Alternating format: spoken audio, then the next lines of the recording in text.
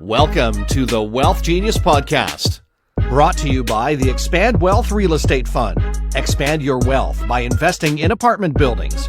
Go to expandwealthfund.com to book your info session. The Wealth Genius Podcast, strategies for multifamily real estate investing, mindset, community, success. The Wealth Genius Podcast with your host, the godfather of real estate, Alfonso Cuadra, who has expansive experience in business and massive success as a real estate investor. The Wealth Genius Podcast. Let's dive into today's episode. Okay, well, we'll officially start it now. Yeah. We are rolling. Calvin, look, I went to your event, and I was so impressed in the quality of people that you attracted and the quality of event that you put together. For me, in my mind, when we were there, I'm like, you're going to be here, and I needed to have you on this podcast because I think our audience needs to know, first of all, who are the players, and you are a real estate agent in one of the hottest markets in all of Canada, right? So definitely you're a person of interest. And so thank you for coming on the show. I really do appreciate it. You flew all the way down from Edmonton. Did you arrive yesterday? We did. We arrived yesterday morning. I wanted to get a full day in, and I haven't not experienced turbulence coming into Toronto yet. I don't know what it is, but it's like it just shakes you and gets you ready for the big city. So I'm ready to go. It'll be a great weekend. Yeah, and it will be a great weekend. You have a few different speaking spots, and I know you're going to be bringing value to our members, and so I appreciate that. I want to know a little bit more about you, how things started for you. How did you get into real estate in the first place? And, pretty much, what inspires you and what drives you? Because anybody can be a real estate agent, but I think you go above and beyond to add so much value to people that there has to be like something else. There's something that you have a powerful why, or you're determined, what is it? Mm-hmm. Yeah. And so I also love hearing about how people started in real estate, and I think a lot of us got started, very similar in the beginning. And I grew up in a family that didn't make a lot of income. We didn't. My biggest goal when I was 3 years old was to go to Disneyland. Wow. I turned 4 and I asked my mom, "Hey, can we go to Disneyland?" And she said no. And then I turned 5, "Can we go to Disneyland?" No. Turned 6 and she said, "Wait till you're 10 years old so you remember it, and then we'll go to Disneyland." 10 years old came, didn't go to Disneyland. 11 years old. It took me to 30 years old to go to Disneyland. Anyways. And I resonate with that. My mom told me, if you're good this year, we'll take you to Disneyland. That was a good bet on my mom's side. Yeah, that's fair. She just didn't have the money. Yeah, exactly. And so I knew that, and I didn't grow up in a bad, family or a bad household or anything by that means, but financially we weren't in a position where I was able to do much else outside of the sports that I was engaging in. And I knew I wanted to have more freedom. I didn't want to be in this tight lane of restricted lifestyle growing up, and I didn't want to have to stay in that lane until I was 70 to be able to get off that lane. You know what I mean? Until I could pull over and actually enjoy life, right? And when a lot of people do that, a lot of people stay on that lane and they're forced to be in this strict, rigid structure. And then finally when they're 70, they get to enjoy life. That's not enjoying life to me. And I knew that early on. So I got into stocks, which was one of the worst things I've ever done. And I lost a lot of money. And then I got into looking into mutual funds. Maybe I didn't need to be more conservative. And I never really found that bridge or that vehicle to get me to that financial goal that I wanted to achieve at a young age. This is at the age of 18 to 20. And then when I was right before 21, I had my best friend call me and he said, "Hey, I just bought another house." And he bought the house right next to him. And at that point, when you're 21 years old, you're thinking, is this going to be like a party house? Is this our weekend house? Because that's kind of what you think of as a younger age. And he's like, "No, I'm actually going to rent it out and I'll see a net positive cash flow of $300 a month. And I also see the benefits of mortgage pay down." And I started diving into it and I was like, you know what? This makes more sense to me than anything else that I ever thought about. And I didn't grow up in a household that invested in real estate. I had probably the only family that didn't have a realtor in the family. So I knew nothing about real estate. If you would have asked me what a property manager was when I was that age, I couldn't tell you the answer, truthfully. Yeah. So I started out literally probably 6 feet below everybody else, or very similar to many other people that just didn't grow up in that household. And so that year I made a goal to buy my first property, and I ended up buying one of my neighbor's properties off market. I overspent on it. I made every single mistake in the book. I just found out 3 years after that investment that I did a BRRRR, without knowing I did a BRRRR strategy on it. And I literally made every single failure that you can account for in real estate. But I knew I was going to make it better. I knew my second one was going to get a little bit better, right? And so my second investment, the BRRRR wasn't so bad. Again, I still didn't know what I was doing. I didn't know it was a BRRRR. I also didn't know that there was communities like Wealth Genius, like, you know, all these other real estate communities that can actually teach you this stuff. I didn't know there was real estate books. I didn't find that out until 5 years after I was investing. Wow. And then, you know, a good 8 years into investing, and this is me outside of I used to be a regional manager at a health club in Alberta. And so I'd work 10 hours and then everything would be outside of that. I would do my own renovations. I would learn how to hang cabinets, all that stuff, because I had this drive that I didn't want to provide this lifestyle that I received, which wasn't terrible, to my kids. And I didn't want to have that rigid lane, like I was talking about, where I could finally get off and enjoy life at the age of 70. Mm-hmm. Like, unfortunately, a lot of people have to do, right? Or are forced to in some cases. And so after 8 years of investing, I was like, you know what? I'm more passionate about my side job than I am my career. And it's time to make the change.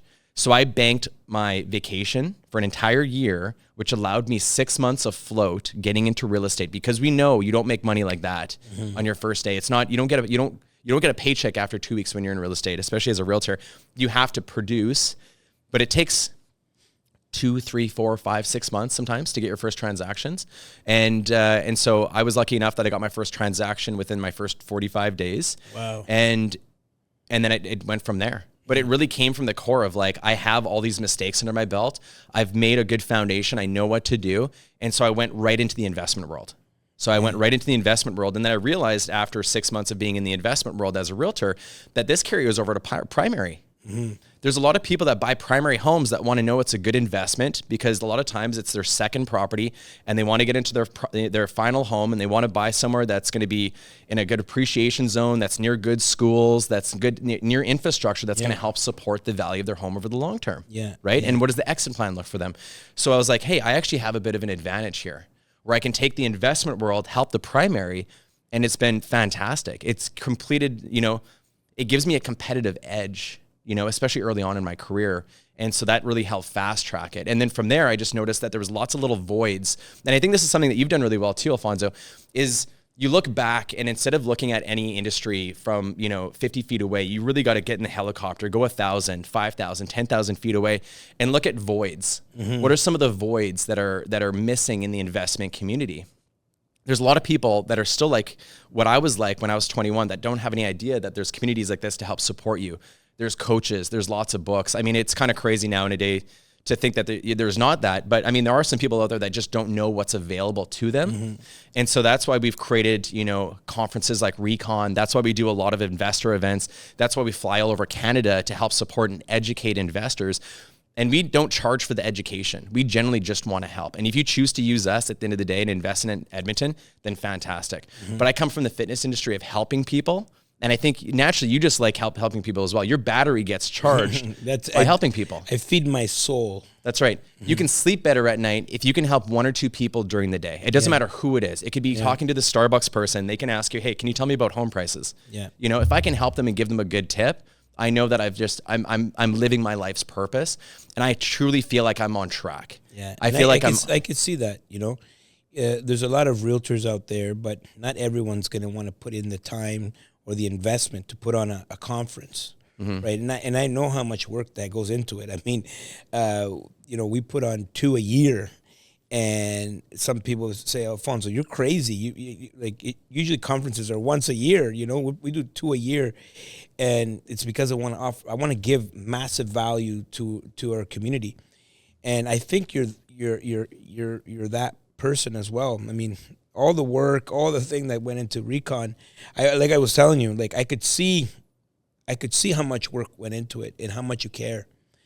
And you know, where does that come from? Like, because one, yes, I know you want to help. I know you want to help someone, but like you to over deliver on value consistently. Where does that come from?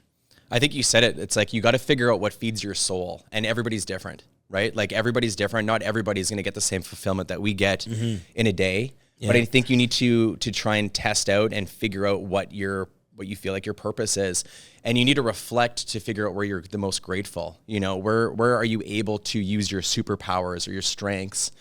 And I'm lucky enough where I feel like I'm on track. And there's so many other things that we're looking at accomplishing and big changes for 2025. And I'm really excited about it. It genuinely brings me excitement.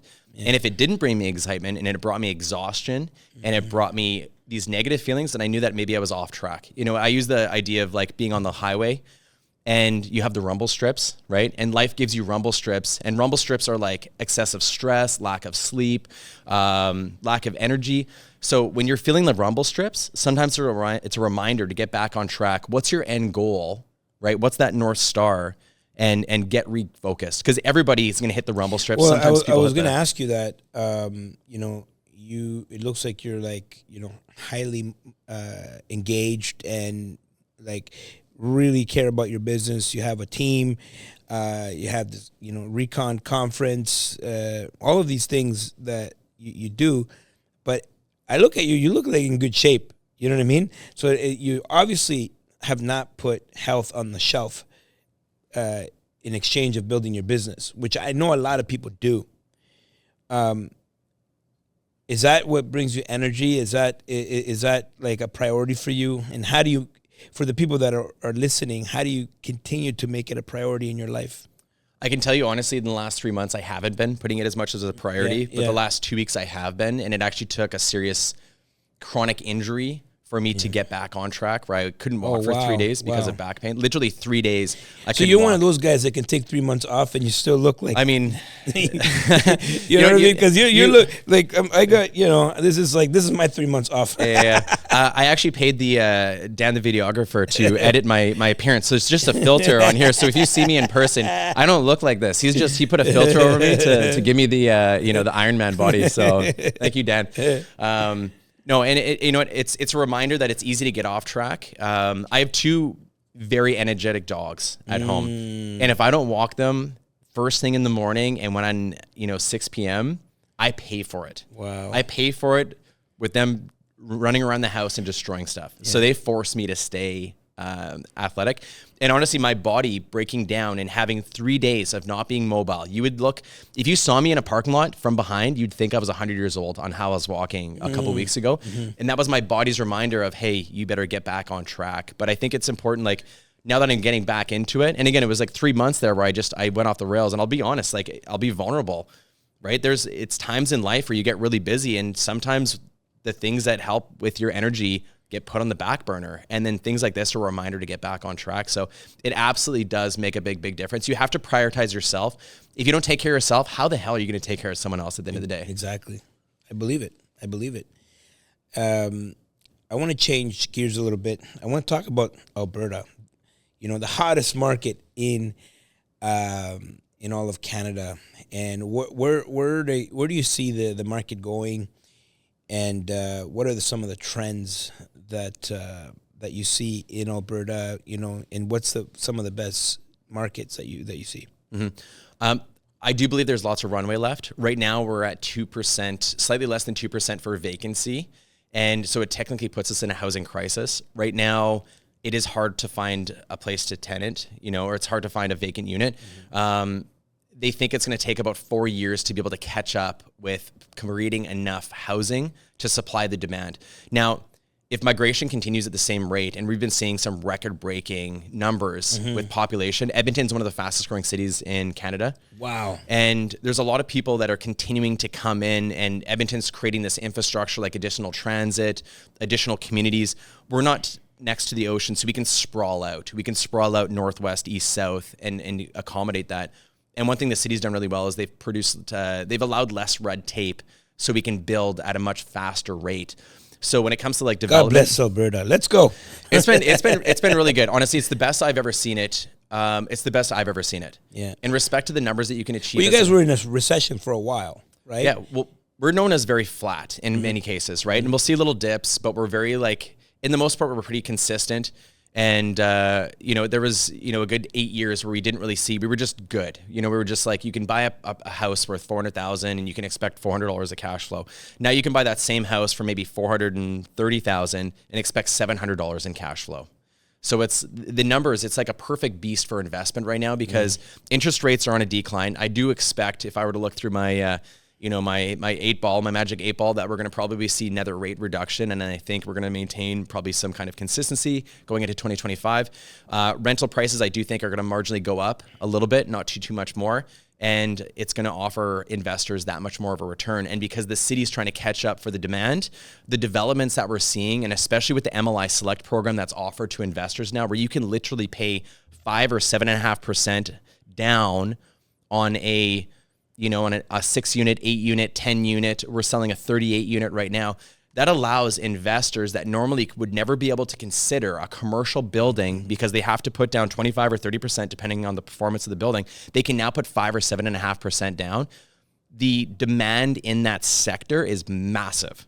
Wow. So those that are normally investing in single family detached that have $80,000 to $100,000 to invest are now looking at these larger developments because it's available to them. And you want to, I recommend it if it fits your investment goals, take advantage of it. I don't think it's going to last forever. I think it's a great way for even young people to get involved in real estate. They don't need a lot of space. They don't have a big family at that point, and they can buy one like an 8-plex, and have the tenants help you pay down some of the mortgage.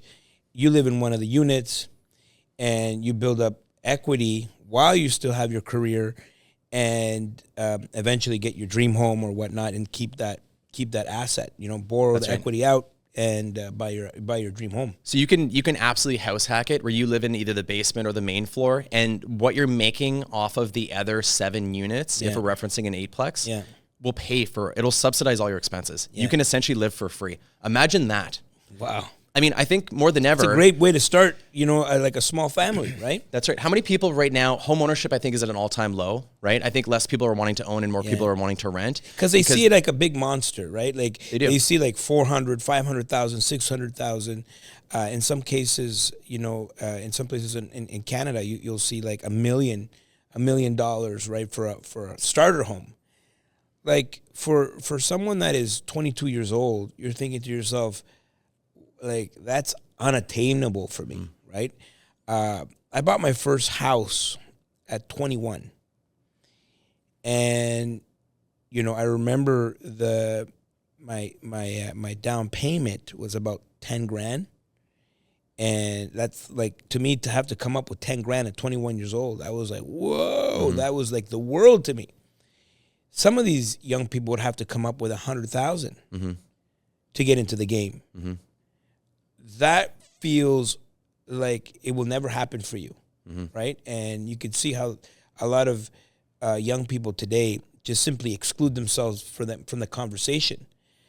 I think this way of having the investment self-fund itself, right? Having, support, mortgage support, and you can squeeze yourself in there. Maybe it's a larger deal, 8-plex, but 8-plex, we're not talking about, $10 million here. How much is roughly these 8-plexes between 2 and 2.3 typically, and 5% down? That's about 5. Most builders actually want 7.5%. So even though MLI will allow you because of fees or whatnot or any exactly, but between 5 and 7.5 is typical. For what you'd be able to get into these buildings. So you're looking at about 150. Yeah, so that would be what someone would have to put together to buy a condo in Toronto, for example. You know what I mean? And so at the end of the day, you have 8 units, and that's a great way for someone to start a small family. Well, think about, like, you could either go down path A or path B. So you can buy a property that's worth, say, 1.2 in a larger city, and there's nothing wrong with that, but you're going to get the benefits of lifestyle, location, and everything. Now, what if you maybe tried a different technique? Instead of buying that, you ended up buying an asset that was cash flowing, where the tenants paid down your mortgage, and you use that money to buy an 8-unit building. Yeah. So then you rent out the entire 8-unit building. You're cash flowing around $1,700 a month. You get the mortgage pay down. You get the tax benefits as well, right? And you get the appreciation. And then after a year, you save all that cash flow and maybe some of the earnings you make, and you buy another building. Maybe it's not as big, maybe it's another one. And in 5 years, you literally can get to a position where you're making an extra $5,000 in cash flow. Not including the refis. That's right.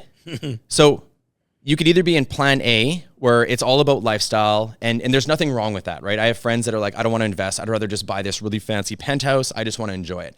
But if your financial goals are to achieve more and your job from 9 to 5, 9 to 7, whatever it is not going to help you get there, maybe look at plan B that might actually get you that financial freedom, because it's there for you. You have those options, and they've never made it easier to invest outside of your backyard, right? Like we talk about the Alberta Advantage, which I'll be speaking more on stage tomorrow about, but there's no rent. There's no, you can raise rent as much as you possibly need to. Whatever the market can bear. There's no rent cap. There's no land transfer tax. There's no PST. So it makes it easier. And we actually have the trades to do the work that are relatively loyal as well, which can be very, very difficult. So, it's kind of like this perfect opportunity to be able to look into the Alberta market.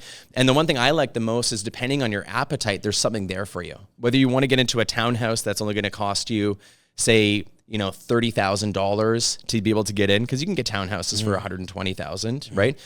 Buy that, rent it out, make $300 in cash flow. Or you can go with something larger as well. I see it as like an a la carte menu. Yeah. And so there's options for you to be able to get in. Love it. Any particular markets that you would say that to be on the lookout for in Alberta? Other than Edmonton, of course, I know that. You can look into some of the smaller ones. Like if you want to, if what's up and coming, like what's the...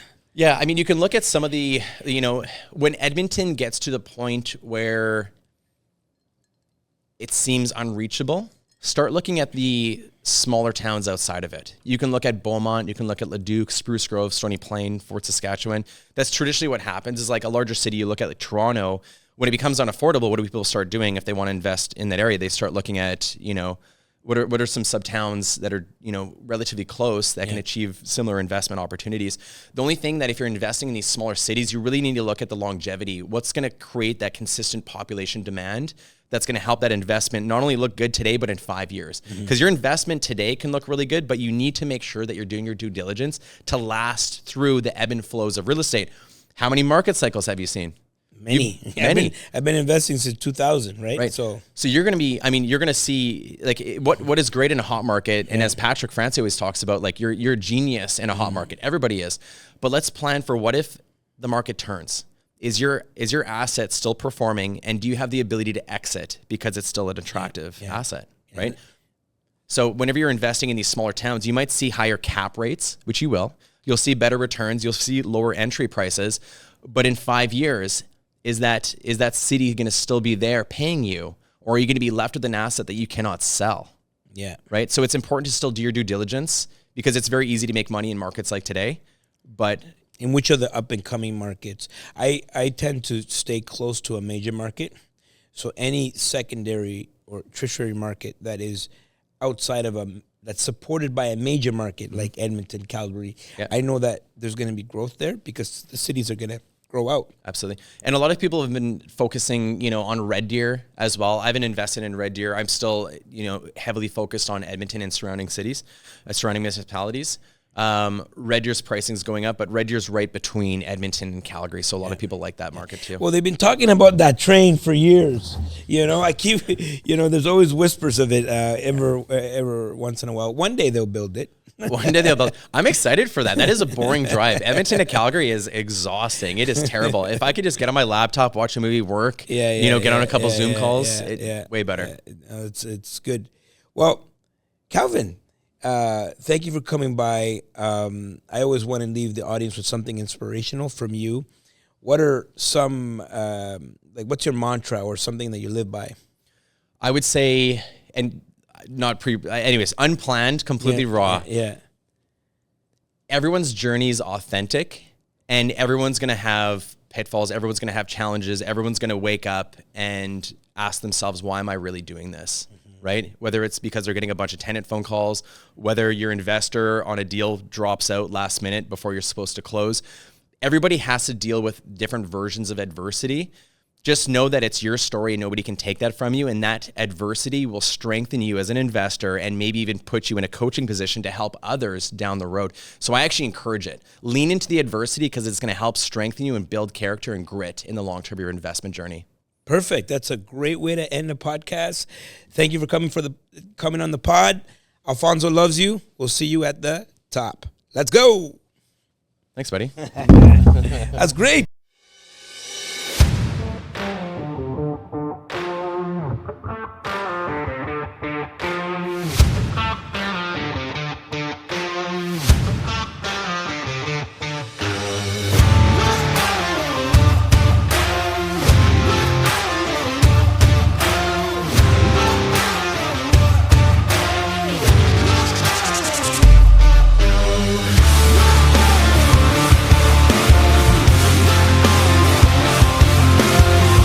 We made that announcement. Someone must have caught it. Someone must have been listening. Where's the next expand? 1, 2, 3, yeah!